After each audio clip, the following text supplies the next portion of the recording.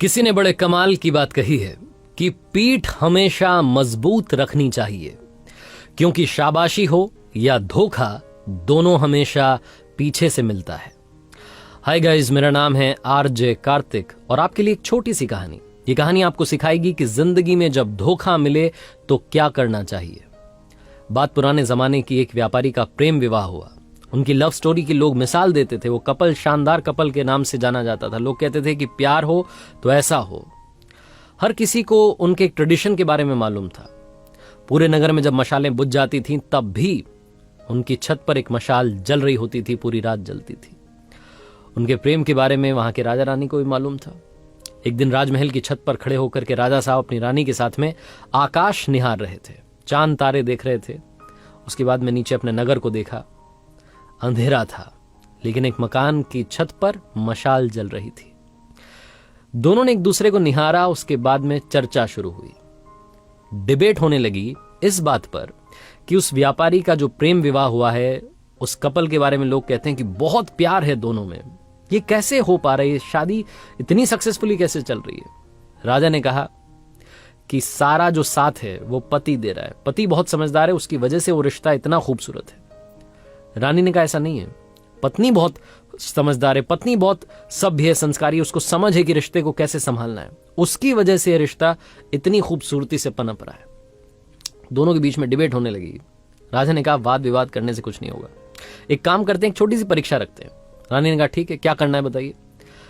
राजा ने कहा हम व्यापारी की भी और उसकी वाइफ की भी परीक्षा लेंगे और मालूम करेंगे कि दोनों के बीच में वाकई में प्यार है कि नहीं है। एक आइडिया इन्होंने तैयार किया। रानी ने अपनी एक दासी को अगले दिन व्यापारी के पास भेजा, अपने एक संदेश के साथ में, एक मैसेज के साथ में। वो जो दासी थी व्यापारी के पास गई और जाकर के कहा कि रानी साहिबा ने मुझे भेजा है। और रानी साहिबा कह रही हैं कि अगर आप, मुझे कहते हुए थोड़ा सा हिचक हो रही है। व्यापारी ने कहा बोलिए ना, क्या बात है, क्या कह रही है रानी साहिबा? तो दासी ने कहा कि रानी साहिबा कह रही हैं कि अगर आप अपनी पत्नी की हत्या कर दें तो रानी जी आपसे शादी करने के लिए तैयार हैं। वो आप पर मंत्र मुग्ध हो गई हैं, आपसे मोहित हो गई हैं। व्यापारी ने कहा कि आप मेरी तरफ से उनसे माफी मांगिएगा और उनसे कहिएगा कि 1000 रानियां भी आ जाएं तब भी मैं अपनी पत्नी को नहीं त्याग सकता, जिंदगी भर उसके साथ रहूंगा, उसकी रक्षा करूंगा। वो दासी ये मैसेज लेकर के वापस रानी के पास आई। अब की बार जो थी बारी वो राजा की थी और अब टेस्ट होना था उस व्यापारी की पत्नी का। राजा ने एक नौकर को वहां भिजवाया, एक संदेश उसके साथ में भिजवाया। नौकर ने जाकर के उस व्यापारी की पत्नी को कहा उसी दिन उसके घर पहुंच करके कि एक संदेश राजा साहब ने भिजवाया है और वो कह रहे हैं कि अगर आप अपने पति की हत्या कर दें तो राजा साहब आपसे विवाह कर लेंगे और आपको हमारे राज्य की रानी घोषित कर देंगे। जो व्यापारी की पत्नी थी उसने कहा कि आज रात में 2 से 3 बजे के बीच में हमारे घर की छत पर जो मशाल जलती रहती है वो बुझ जाएगी, और जब वो बुझ जाए तो समझ जाइएगा कि मैंने अपने पति की हत्या कर दी है। मैं राजा साहब का ये जो प्रस्ताव है इसे मानने के लिए तैयार हूं।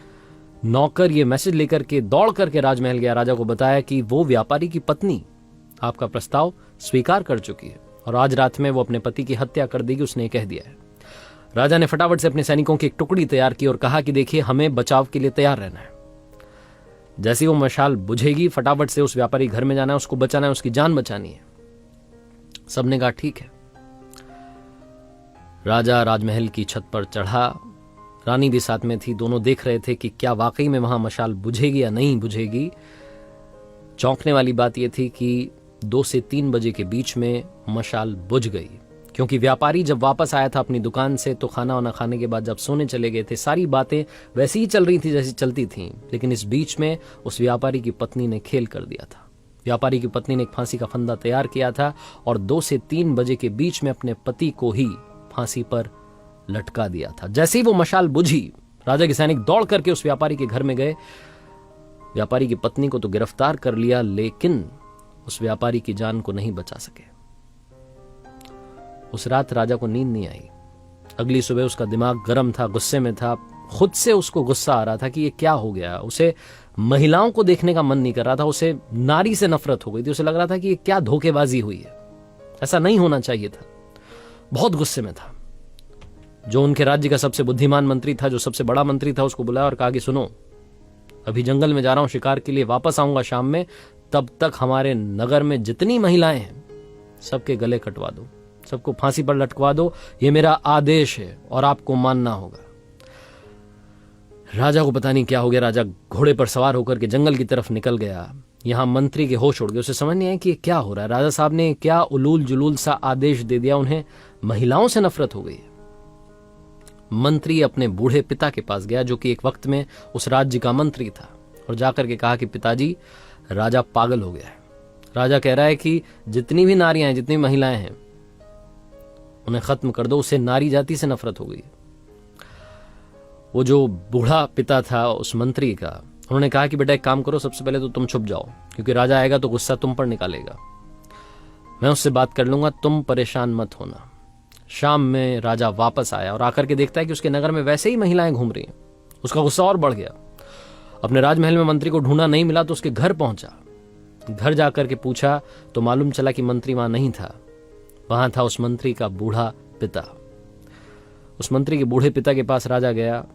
उस मंत्री के बूढ़े पिता ने कहा, राजा साहब की जयकार हो। राजा साहब कैसे आना हुआ? राजा तो गुस्से में भरा हुआ था। उसने बोला कि तुम्हारा बेटा कहां गया? उसको मैंने एक आदेश दिया था, उसने माना नहीं। अब मैं उसका गला सबसे पहले कटवाऊंगा, मुझे उससे नफरत हो रही है। मंत्री के बूढ़े पिता ने राजा से कहा कि मुझे मालूम है आप क्यों परेशान हैं। आपके एक फैसले की वजह से एक व्यक्ति की जान चली गई, और आपके सामने जो आपको लगता था कि प्यार वाला रिश्ता है, वो धोखेबाजी वाला रिश्ता निकला है। आप वो जो धोखा मिला है उससे परेशान हैं। इस बात से आपको अंदर ही अंदर इस बात ने इतना परेशान कर दिया है कि आप सारी नारियों को खत्म करना चाहते हैं। लेकिन राजा साहब, आपका आदेश माना जाए उससे पहले, क्योंकि मैं आपके पिताजी के राजपाट जब उनका था, उस वक्त मैं मंत्री था, तो मेरी एक छोटी सी बात सुन लीजिए। कहानी मैं आपको सुना देता हूं, आपको सब समझ में आ जाएगा। राजा ने कहा, सुनाइए फटाफट से, क्या बात है आपके पास? तो उस मंत्री के बूढ़े पिता ने, जो एक वक्त में उस राज्य का मंत्री था, उसने एक छोटी सी कहानी सुनाई। उसने कहा कि राजा साहब, एक बार मैं आपके पिताजी के साथ में शिकार के लिए निकला था। हम रास्ता भटक गए थे। मैं जंगल में अंदर की तरफ चला गया, मुझे बाहर निकलने का रास्ता नहीं मिल रहा था। तभी मैंने देखा कि एक योद्धा अपने घोड़े पर सवार होकर के आया। उसने रस्सी मुझ पर फेंकी और मुझे बांध करके अपने साथ ले गया। मुझे पता नहीं था कि कहां ले जा रहा है। मुझे कब्रिस्तान में लेकर के गया। जब कब्रिस्तान में लेकर के गया तो मुझे लगा कि मेरा खेल यहीं खत्म होगा। मैंने बहुत अपनी जान बचाने की कोशिश की, लेकिन वो बहुत ताकतवर था। एक कब्र के पास में, उस कब्र के ठीक नीचे की तरफ, उसने एक गड्ढा खोदना शुरू किया और मुझसे कहा कि चुपचाप मेरा साथ दो। हमने मिलकर के वहां 2 कब्रें खोदी। मुझे तो समझ में आ गया था कि एक में तो मुझे दफनाया जाएगा, मेरी मौत होने वाली है। दूसरी में किसको दफनाया जाएगा मुझे पता नहीं था। वो जो योद्धा था, वहीं पास में खंडहर था। फटाफट से दौड़ के गया उसकी छत पर। उसने मुझे घोड़े से बांध रखा था और उस छत पर से एक सरकटी लाश नीचे फेंक दी। मैं डर गया, क्योंकि वो जिसकी लाश थी, ऐसा लग रहा था कि अभी अभी उसका मर्डर हुआ है, अभी अभी उसकी हत्या की गई है। वो योद्धा उतर करके वापस नीचे आया और मुझसे कहा कि सुनो, इसको दफनाना है। वो जो एक कब्र थी, उसके पैरों की तरफ वो जो सरकटी लाश थी, उसको दफना दिया गया। मैं डर रहा था राजा साहब। मुझे लगा था कि ये जो दूसरी कब्र है, इसमें मुझे दफनाया जाएगा। लेकिन उस योद्धा ने जो मुंह पर कपड़ा बांधा हुआ था, उसे हटाया। वो एक खूबसूरत कन्या थी, महिला थी। उसने कहा कि घबराओ मत, मुझे मालूम है तुम कौन हो। तुम इस राज्य के मंत्री हो और इस राज्य के राजा को जाकर के मेरा संदेश देना। उनके एक राजकुमार ने मेरी हंसती खेलती जिंदगी को बर्बाद कर दिया, और राजकुमार मुझे पाना चाहता था, इसलिए मेरे पति की हत्या कर दी। ये मेरे पति की कब्र है, जिसके नीचे एक और कब्र मैंने खोदी है, और ये जो लाश है, ये उसी राजकुमार की लाश है जिसे हमने दफना दिया है। और उसके बाद वो बोलती चली गई कि अब मैं अपना गला काट रही हूं, मैं अपनी जान दे रही हूं, मैं अपने पति के पास वाली कब्र में जिंदगी भर आजीवन, जब तक नामो निशा रहे हम दोनों का, तब तक के लिए दफन होना चाहती हूं। ये जिंदगी खत्म करना चाहती हूं।